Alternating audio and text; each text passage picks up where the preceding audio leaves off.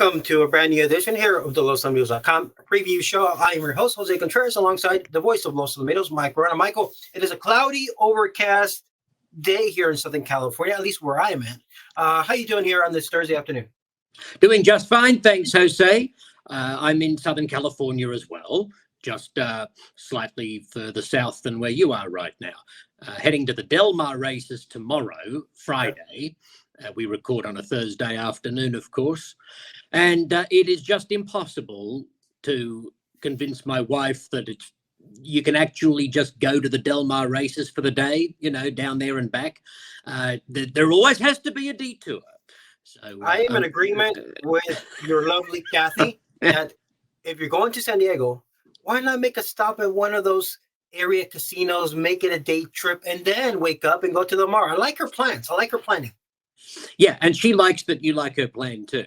So I'm the outlier when it comes to this. But anyway, so we're at the Harrah's Rincon Casino, and we'll be venturing to Del Mar for the races on a Friday afternoon, and then back home. Well, hopefully you have a good report for us when I see you this upcoming Saturday about your Del Mar outing on Friday. Del Mar will wrap up their meet this upcoming weekend, and then they'll head down south to Daytime Derby season at Los Alamitos. So getting ready for the double headers, right? Yes, indeed. Be very busy this time next week, heading into a huge weekend of afternoon racing, including the Starlet Stakes next Saturday, and of course the Champion of Champions and 2 Million Futurity under the lights next weekend. It's really what most things point toward across the calendar. Yeah, it's going to be a fun one. Let's tackle this Saturday night at Los Alamitos, Saturday, December 2nd, excuse me, to be exact. We'll take a look at the 10 race program, and you're going to take us to race number 9 for your play of the card here. Yes, the penultimate leg of the Pick Six with its $34,000 carryover. So there it is, correct. That's a $34,000 plus carryover based on what we had in similar scenarios. This pool should cross the $100,000 mark based on what we've seen in previous similar carryover. So maidens, 3/4 horses going 300 yards. You're going to the outside. Cheater, who returns off the layoff. Yes, hasn't been seen since the summer, has run twice, and was well bet on debut in May when finishing third behind 5 Bar Supreme and Wild Thing. How's that for a debut form line? Wild Thing, a next out winner, and ultimately finished second in the Governor's Cup Futurity. 5 Bar Supreme went on to win the Wild West Futurity and is only the second fastest qualifier to next weekend's 2 Million Futurity. So, with excuses, I might add, on debut, I think that Cheetah did pretty well for himself and ran only once subsequently on June 17, and we have that replay for you. Here it is, and he was he drew the rail in both starts, so he had the inside once again. Yes, and he stumbled a little coming out of the gate. I thought that he finished the race off very nicely. Both races, he's had excuses, and as you pointed out, he had the rail draw on each occasion. That's a pretty significant stumble there from gate 1, and he gives them a start, but begins to run on well. The last part of the race being the best. As a matter of fact, he actually gallops out with the winner if we can catch a glimpse of him into the turn. The race was won by Teller Arizona MRL, but look at Cheetah now along the inside, right up on terms with the winner. Loved what he did there, past the finish line into the turn. And so he's a horse that I made a note of. We've had to wait a little while for him to resurface, but he does come into this on the back of a bullet gate drill on November 11. And after breaking from the rail in each of his starts so far, he gets the outside post. So there's a lot of things pointing in his direction. Yeah, I did a quick look up of the pedigree. There is some siblings, more like most notably the standout Schieffer Gibbs, who ended up finishing second in the kindergarten. She ended up winning the Holiday Handicap, qualified to the Edberg. And also another half-brother by the name of Forget It, who ended up third in the Edberg, qualified to the 2 million, ended up winning the El Primero and Governor's Cup. So some very nice pedigree, as we expect from Dr. Ed Allred. they've taken their time for this with this gelding, and I know you had your eyes on this one on the comeback. Yeah, and I've got drawn in by the post position draw, and you go back to those debut form lines. I mean, it just stands out, doesn't it? So lots of things in the favour of Cheetah. Now, the second choice on the morning line is Sarsaparilla, drawn next door, a horse who did run second to Wild Thing in a futurity trial. Mm-hmm. I actually did pick Sarsaparilla in one of her races when she finished second. That might have been the race, come to think of it. So I do like Sarsaparilla. And Freddie in Gate 5 is a very intriguing debutante trained by Sergio Morfine and bred by the late, great Fred Skane. This horse brings an eye-catching work tab to his first start. So it's not necessarily a pushover for Cheetah, but I just have to be in his corner. There's too many things from his first two starts that I like too much, combined with his bullet work and outside draw. Yeah, a lot of things to like for sure on Cheetah, and that's where you're going to go as your key play for race number 9. And it is part, of course, of that pick 6 carryover that we're going to have for Saturday night. We will end the card with a 110-yard sprint to throw into the handicapping puzzle. So that's going to be fun, a fun puzzle to end the card, and a fun way for you to wrap up your Saturday night card with about a 7-second type of race in that nightcap. Yes, just in case I was getting a little weary at the end of the night, that'll liven me up. That'll keep me on my toes. And as for people playing the pick 6, that's a dicey proposition, isn't it? Having to close out with a 110-yard dash. Yeah, it's not going to be easy. It's definitely one of those handicapping puzzles where either you try to take a stand or you try to get as much cover as you can.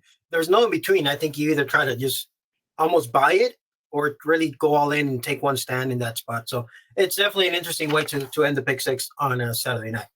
Well, hopefully we're sitting pretty after Cheetah wins the 9th. Yes, that will be fun. Are you heading down to the Mar for any specific reason or just to enjoy the races and hang out there on Friday? No specific reason. We like visiting Del Mar once every meet. And we were there during the summer and we hadn't got around to visiting this fall meet, and we just saw this Friday on the calendar as a possibility. So we thought we'd make it happen. It's a nice place to spend an afternoon, isn't it? Yeah, it is. I enjoy the fall meet very, very much. So maybe sometimes even more than the summer meet, just because if you want to get to a restaurant, get a table, everything's more low key. There's not as much crowd. You can walk in, walk out, and there's plenty of space to walk around the racetrack. So I do enjoy the fall meet here at Del Mar. Yeah, yep, good point. So looking forward to the afternoon there, and even more so, the weekend at Los Alamitos. Yes, wrap up that vocal cord because you're going to need it upcoming for the next couple of weeks at Los Al. Plenty of things to look forward to, including the championship weekend coming up next week at Los Al. All right, Michael, thanks so much for that selection, that analysis. Have a good rest of your Thursday. We'll see you this weekend at Los Al. Good on you, mate. Hooroo.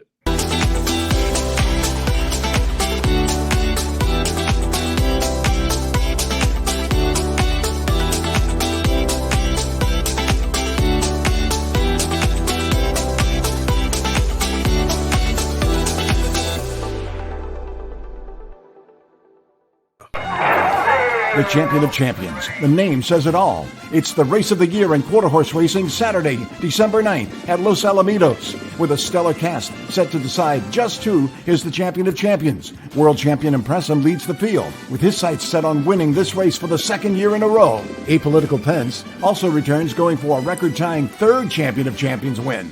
Plus Grade 1 Derby winners Jericho and Whiskey Creek, plus 6 other stars. The Champion of Champions. That's right. Welcome back here to the program. That's the name says it all, Chris. The Champion of Champions. That tells you how important that race and how important it has been over the years in the sport of quarter horse racing. And we're going to have quite a field coming up next week. Yeah, it's going to be an incredible field. You got champions coming from everywhere. The name says it all. Champion of Champions for a purse of $750,000. And guess what? Next year, it's going to $1 million. $1 million next year. It's going to be $1 million for the Champion of Champions. Wow. A cool purse bump up for next year. And we can't wait to dive into those fields next week, this time when we record the previous show. Let's talk about this week, though, because we do have a nice pick 6 carryover in excess of $34,000 here for this Saturday night. Michael gave us a selection in race number 9.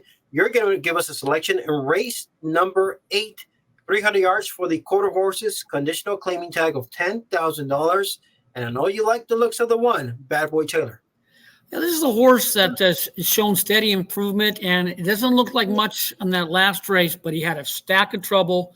He was locked and loaded behind horses. And with that rail draw, even if he breaks a little bit slow, he's going to have a clear path to the wire.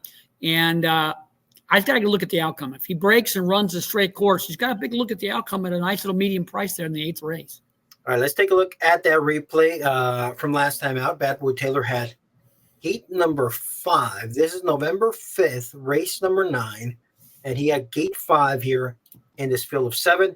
And he went off at right around 4-1, which quite a few runners in the same race exit this race, right? So we're going to have a lot of horses that just raced against each other, face up once again. But tell us what you like about Bad Boy Taylor here, gate 5 on November 5th. Well, he gets a little fractious as per usual. Not so bad this time, but he leans back at the start and back bobbles and breaks inward away from the gate. Stumbles badly. He's a bad back bobble, and he was crossed. He's kind of throwing his head up with the dirt hitting him in the face there. The rider's got a hold of him. And I watch him take a hold of this horse a little bit and watch him angle the outside and watch how much run this runner has right here. That's exploding strongly to the wire with just a little encouragement. He did most of that all on his own. He's a big-bodied horse. He's got talent, but he's a trouble-prone runner deluxe. If he can just break and run a straight course there on this coming Saturday night there, he's got a big look at the outcome on my numbers.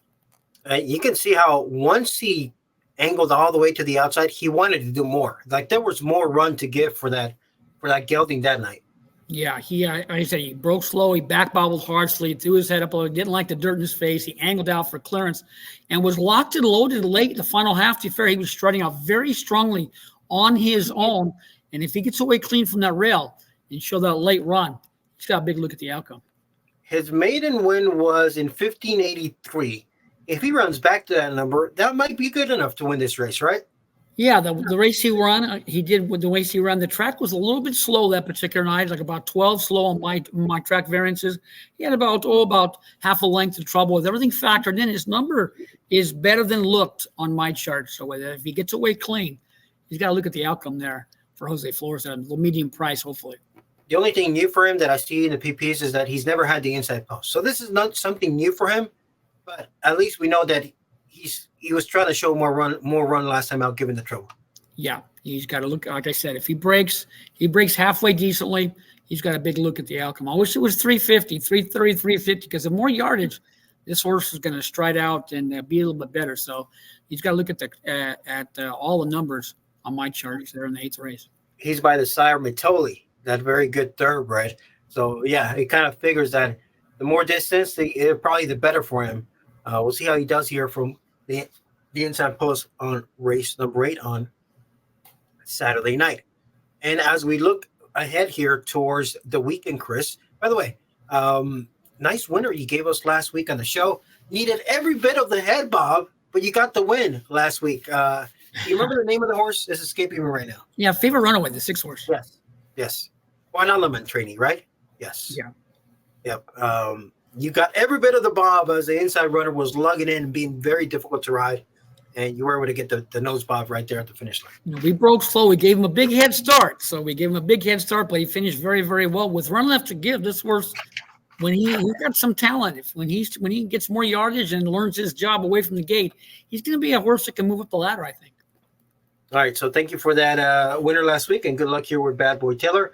As far as simulcast signals, what else are you tackling in addition to Los Angeles? Well, Lone Star ended their season the 25th.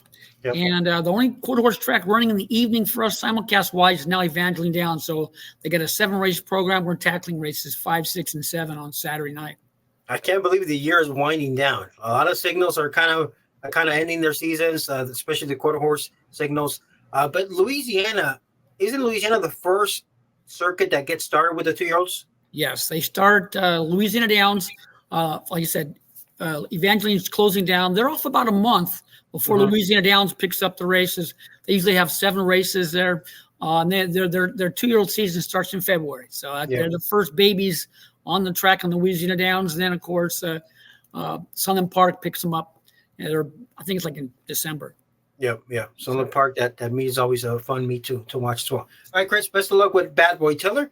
Now your selections. Looking forward to a nice weekend of racing in Los Al. We'll see you out there this weekend.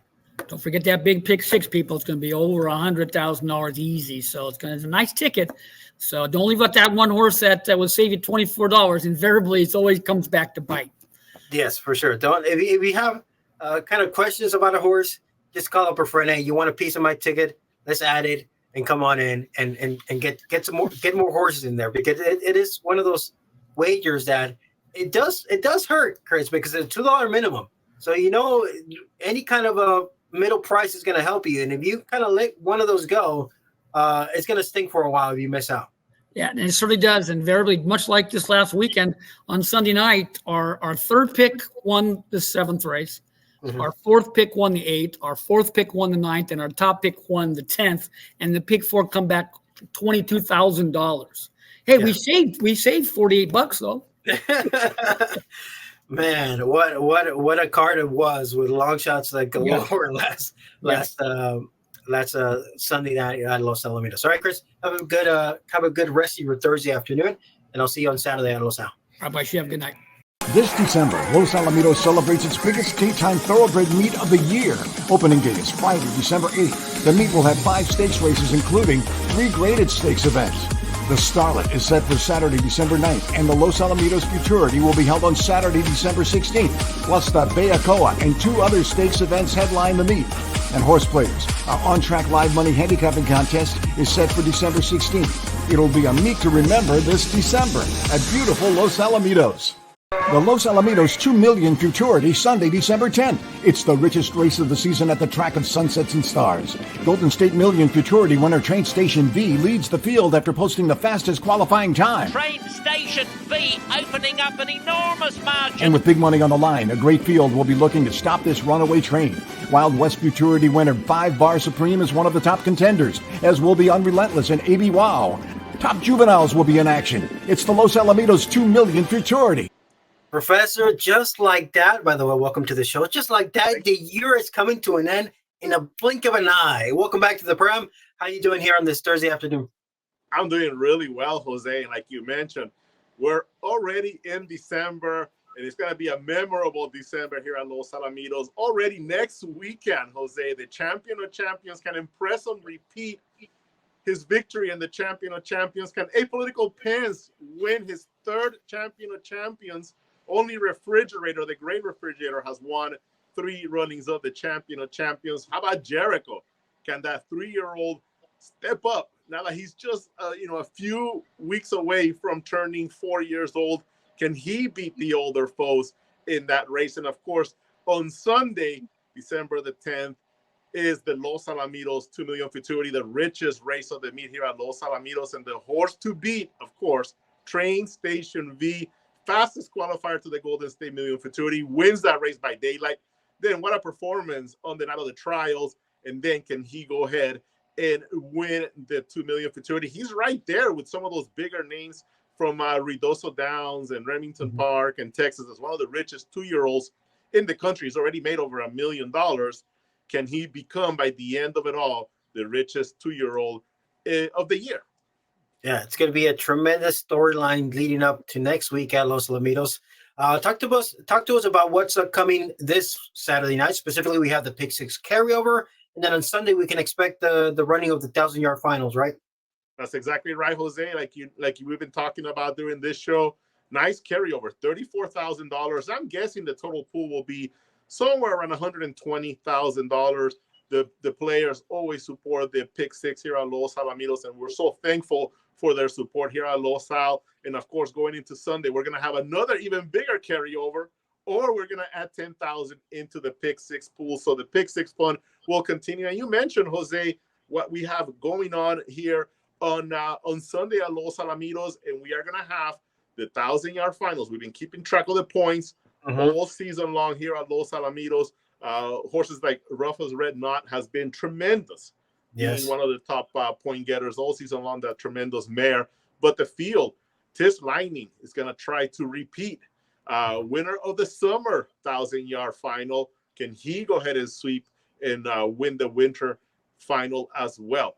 And another horse, Sigaro, he's been so consistent throughout. Yeah. Can he do it? Dream Robber will probably be in there. There's a lot of horses that are looking for that spot, and it's still fluid. We don't know the field just yet because they're still getting entries in, and it all goes by points. It's all going to go by points. So whoever has the most points gets priority. Of course, quarter horses get top priority no matter what, because it is held at 1,000 yards. But we expect to see horses like I mentioned. Tislining Erebus has been pretty good here at Los Alamitos. Charlie Code perhaps could be in there. So we'll see. We'll see the field once we draw later tonight. And of course, in that Philly division, we've had so many good races in that Philly division throughout the season. And like I mentioned the Keith Craig Mile mare. She looks really tough. She's been so good throughout. Yeah, Rufo right now has been into my pocket as well. Shout out to the team there with that tremendous filly. And we'll find out more later tonight after we wrap up the show. All right. Since it's Pick Six carryover time, I did not get to do a separate segment for my key single or my lock of the night or the horse that I like the best in the card. So I'll release it right now. In the meantime, while I'm talking about my horse, Professor, think about your horse. But here it is. My horse will be in race number 7. Michael Wrona gave us a selection in race number 9, and Chris gave us in race number 8. I'm going to race number 7, 300 yards, maidens, straight maidens, and I'm going with Right On. The second choice on the morning line for Scott Willoughby and Dr. Ed Allred. Armando Cervantes takes the call for the first time. And most of her starts prior to her last two, there's excuses on her last two. Off slow last time out, and then broke out and got bumped 2 starts ago and finishing second. But prior to that, she had put up some competitive efforts, Professor, and most of those races have been against boys, against the males, right? Last 2 starts against fillies and mares only, but there have been legitimate excuses. She's back against just fillies and mares, hoping for a better break. And I think tonight could be the night for Right On to finally get that maiden diploma in career start number 13.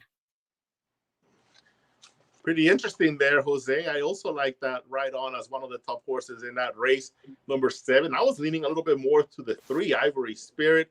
I think might be the only horse in this group that recently has broken the 16-second barrier at this distance, 300 yards.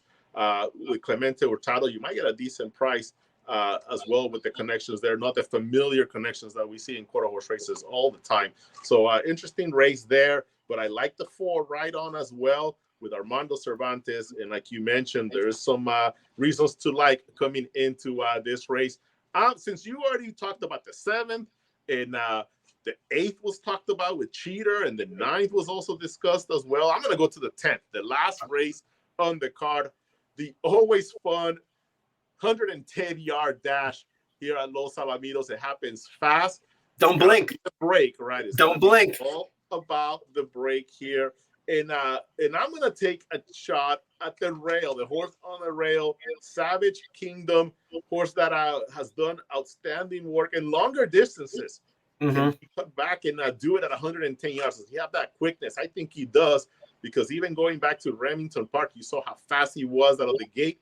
Even here last year when he competed in a trial to the Golden State Million Futurity, look at that running line, just so fast out of the gate, ends up winning that race very easily at 3/4 of a length. And last out here, had not raced the entire season, and then goes into the Los Alamitos Super Derby trials and gets a field that includes the Rainbow Derby winners, Sicario V, Fearless Moon, who had been in the All-American Oaks, Navaja, who has been a grade 1 performer here at Los Al. And out of the gate, who was the fastest out of the gate? Savage Kingdom. And then didn't quite do it all the way through. You can give him some excuses there since he had not raced in a while, almost a year off. But I still think now with that race under his belt, should be sharper. Armando Cervantes is very, very savvy as the way he handles the horses. If he has space, he's going to let those horses just kind of run the race. It's not going to get in the way. But 110 yards, I think he's going to be ready to fire with the 1, Savage Kingdom. I'm going to go with him in race number 10. The pressure is on. Both of us like Armando Cervantes as our key selections there for Saturday night, part of the Pick Six carrier. Armando Cervantes, the pressure's on. 110 yards. Don't miss it. That's going to be about a 7-second race. 7 seconds there in race number 10. What a way for the racing office to throw us a curveball, the handicappers Right. professor, to end the card and the pick six carryover with 110 yards. What a way to end it. Talk to us about what's upcoming with the daytime thoroughbred meet. I know plenty of handicappers want to know, are you having an NHC handicapping contest, and which weekend will be contested at? Have we ever had a thoroughbred meet here at Los Alamitos without an NHC contest here? Of course we're going to have one, Jose, and it's going to be on December 16th, the day that we'll be running the Los Alamitos Futurity during the daytime. So that's going to be the date of the NHC here at Los Alamitos. Looking forward to seeing all those great players again. Come out and visit us. It's going to be another fun contest. And the meet itself is going to open next Friday, the December 8th, 12:30 p.m. first post, and 5 stakes races in 6 days. The opening day is the only day that we don't have a stakes race. After that, we have the Starlet, the Soviet Problem, the Bayacoa next Friday, Friday the 15th, the second Friday of the meet, followed by the Los Alamitos Futurity, like I mentioned, and closing out with the King Glorious, which is the traditional stakes race on the final day of the card. That's actually the closing day and also closing night. Nighttime as well. The meet wraps up with the running of the Southern California Derby. We had those trials last Sunday. Kudos to you. You had Don Sass KVN in that final race, and what a great race he ran. Ended up with the fastest qualifying time for the Southern California Derby, Jose. So 5 stakes races in 6 action-packed days during the meet. Can't wait. It all begins next Friday.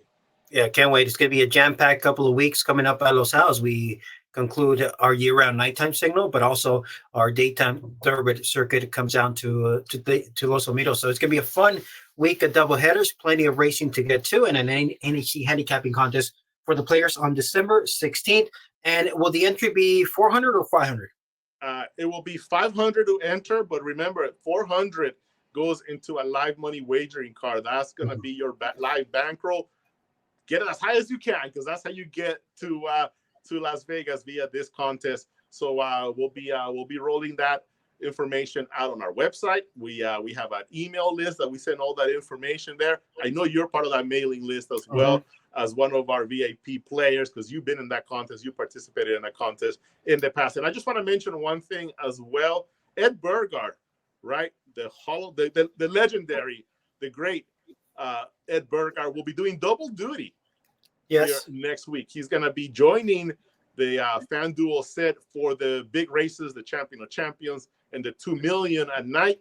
And he's also going to be here hosting the simulcast show, the broadcast. He's going to be doing his analysis during the daytime for that opening week here at Los Alamitos. So we're going to have double duty, double header for Ed Burgard, double work there for Ed Burgard. We're going to keep him busy here next Saturday and Sunday. Yeah, it'll be fun to put him to work. And Ed was gracious enough. By the way, Ed kicked off our monster preview show for the trials with a winner in that monster preview show. Thank you to all the guests that joined in. He's the one that started the show with trial 1. He gave us a winner with the running on the outside. So kudos to Ed. It'll be fun to work with him on set nighttime there for the quarters with the 2 million and the Champion of Champions cards. So Ed will be in the building at Los Al. All right, Professor, that's going to wrap it up for us. We do have a special guest that we promised would join us last week. By the way, do you remember your prediction of the score that you gave us last week for the game? Yeah, was it 27-6? I said it was going to be, I believe, something a 21-point game. And the score ended up being 34-13. There you go. 21-point win for the great Miami Dolphins team. They're playing very well. Whenever they play a team that they should beat, they get the job done. Now we just need to beat a team that that we're not expected to beat, or we're right there with them. We got to get that victory, or we're not going to be taken seriously here in the NFL as we get closer and closer to the NFL playoffs. Professor, did Rolo end up getting a turkey leg or not? There's Rolo with his jersey. He was all wiped out after watching the game. Look at him. Look at Rolo. Yeah, he was. When you saw him laying down, it's because Tua had just thrown an interception. He was so upset. But then, we started rolling along in the second half, so he's paying attention to the game. There he is pregame. There he is. I'm telling him what's going to happen. Interception time. All right, here we go. Now we're rolling. We're cruising. He wants to play now. And then it was Black Friday, so we had to go Black Friday shopping. So he was ready to go Black Friday shopping. I'm gonna play it again. I want to freeze it with the score. What score was it when he was watching right there intently? There it is. It is 26. Look at him coasting, no worry in the world. He was crushing the Jets, 20-6. Well done, Rolo. There you go. There you go. There's nothing he loves more than watching Dolphins, Jets, especially when the Dolphins are getting their job done. Now he's probably thinking, Professor, when are we actually gonna beat up a good team? When is that coming? When are we going to handle that tough opponent? Well, we're going to close out the season with the Cowboys, the Ravens, and the Bills. So those are three pretty good teams right there. I would love to definitely beat the Bills. We got to get them back after they handed us one earlier this season, Jose. You're number one in the division easily, right? We are. We got a couple of games ahead of the Bills. Yeah, definitely. So what's your realistic expectation to close out? Do you want to 1 and 2? Obviously you want to get out with a winning record with those, but I'll put it this way. Who do you really want to beat from those games that are left? Who do you really want to beat? The Bills. The Bills, okay. Totally. No doubt about it. Right. No doubt about it. Cowboys, we have a nice rivalry with the Cowboys. Yeah. They've had some good games over the years, some memorable games, even a Thanksgiving game with the snowball game where Leon was about to score a touchdown and he starts celebrating early and he loses the ball right there. So it's been a great rivalry between the Dolphins and the Cowboys as well. I would love to get that win as well, but nothing beats beating the Bills. All right, it's been a fun football season for the Gutierrez household. Rolo had a great Thanksgiving by the looks of it. Enjoying football there. All right, Professor, thank you for joining us. Thank you for all the follow-ups and the updates of what's upcoming in the next few weeks. It's going to be a strong finish to not only the nighttime season, but also the daytime season at Los Al. Absolutely, Jose. Looking forward to a great weekend. Keep up the great job. And as always, thank you so much to all the viewers. We could not do any of this without your support.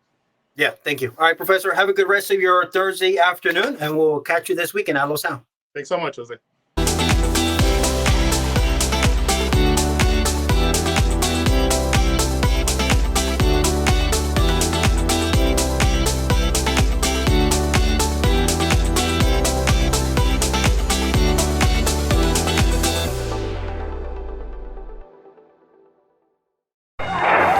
The champion of champions. The name says it all. It's the race of the year in quarter horse racing Saturday, December 9th at Los Alamitos, with a stellar cast set to decide just who is the champion of champions. World champion Impressum leads the field, with his sights set on winning this race for the second year in a row. Apolitical Pence also returns, going for a record-tying third champion of champions win.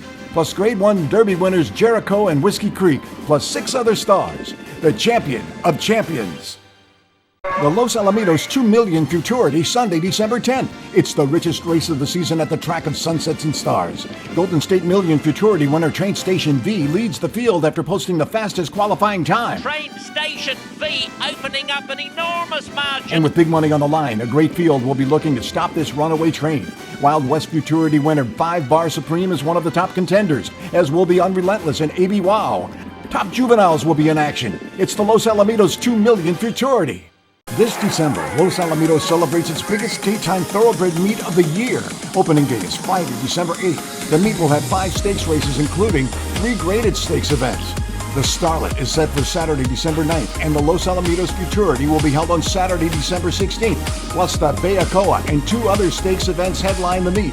And Horse Players, our on-track live money handicapping contest, is set for December 16th. It'll be a meet to remember this December at beautiful Los Alamitos.